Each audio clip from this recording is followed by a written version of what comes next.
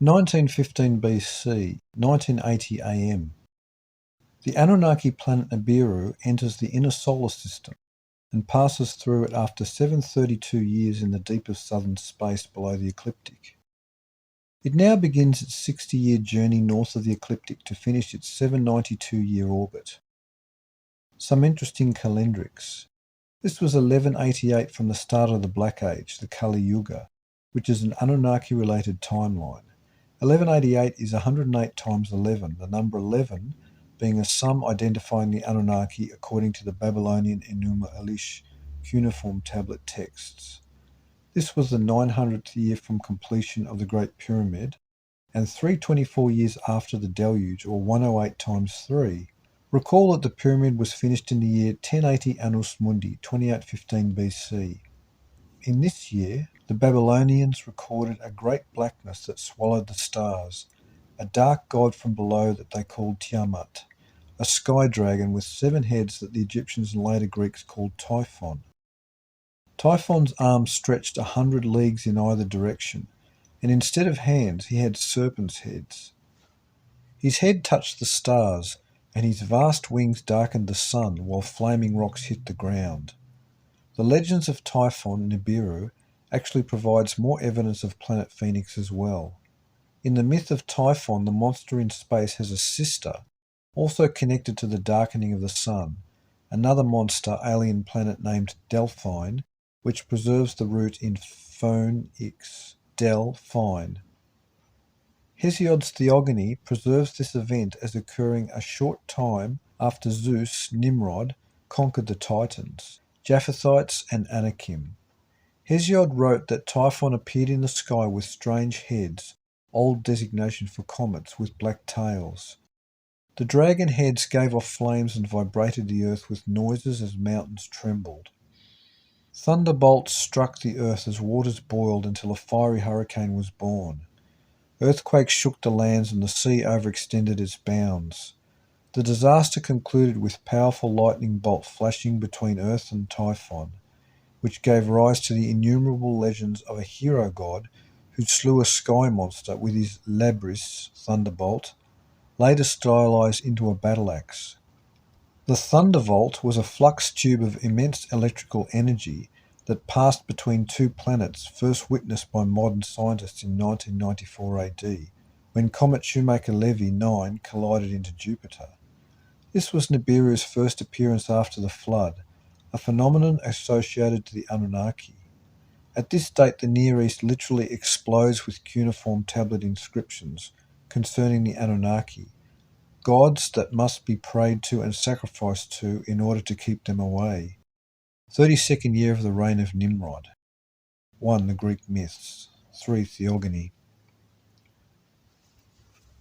1900 BC, 1995 AM.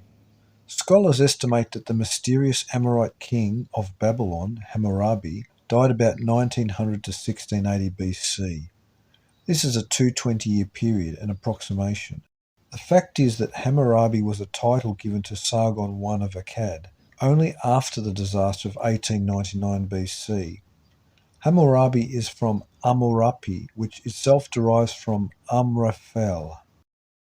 Nimrod was born in 1987 BC and lived 215 years to 1772 BC, when Esau, a descendant of Abraham, murdered him.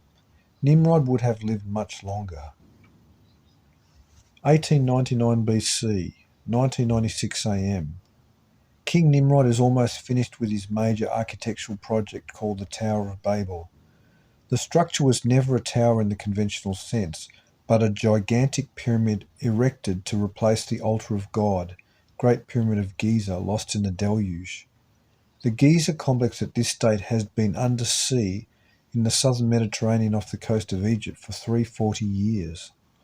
The land is so overpopulated by this time, 2 million at least, that during the construction of the high structure, men were not mourned when they were hurt or killed. But the other workers were angered when bricks were damaged on their way to being set in place. The pyramid construction went on for almost 2 decades and incurred the wrath of the Creator. At this time the speech of men was understood by all, a variant of the speech of those from before the flood. This universal language is attested to in the old Sibylline oracles, in several passages in ancient texts found in cuneiform, as will be shown in this research and in the following references. Once upon a time, the whole universe, the people in unison, to Enlil in one tongue gave praise. Sumerian text, Emukar and the Lord of Aratta. And the whole earth was of one language and of one speech, Genesis 11:1. And all the earth was of one tongue and words of union, Jasher 7:46. As the project drew to a close, the dark satellite, a rock and metal moon once in the train of Nibiru, passed close to Earth as the flux tube electrical discharge struck the pyramid structure, electrocuting many people. At that instant, a massive continental earthquake rocked northern Africa, and the entire southern Mediterranean basin was elevated. The post-flood shoreline was moved northward 108 miles, and the receding seawater passed over the elevated seabed and limestone plateau, creating the delta rivers of the Nile. As will be shown in this research, there is much proof that the Great Pyramid in Giza region was under the sea for an extended period of time, and that this was known to our predecessors. In fact, early Egypt was not called Egypt at all, but the raised land, because a god raised the land out of the seas. In Shinar, the tower was vaporized along its upper third in a storm of vitrified detritus, as the quakes vibrate the earth, and swallowed a third of the workers. Entire districts of Shinar were destroyed, and hundreds of thousands of people died. About 750,000 people fled in all directions with their possessions. The topography of the world changed as civilizations fragmented into migrating groups, some travelling as far as distant America before further global changes from meltwater seas from glacial landmasses closed the natural land bridges off with oceans. The inhabitants of the fertile Nile Valley found themselves battling groups of people escaping the chaos to wander into their territory. 7 clans in the Nile Valley fought amongst one another, with Mitzrayim the victor. This is why the Old Testament records often refer to the Egyptians or their country as Mitzrayim. The clans that were driven off became the Philistines, Cretans, Minoans, Pelasgians, and other Aegean tribes that would later become powerful and unified by this ancient history to become the infamous Sea Peoples Federation throughout the Mediterranean that would fight in the famous Trojan War. This war for Egypt was called the Ethiopic War. Egypt is settled by the descendants of Ham, and Ham is remembered as Anam, who the later Egyptians called Mena, Menes, and Ammon. He ruled the first dynasty. In Shinar, the survivors that remained, still a dense population, renamed Sargon I as Amraphel, Ugaritic Amurapi, a name in their speech meaning "he made us fall," from their position as seat of empire. Nimrod was still king, not an emperor.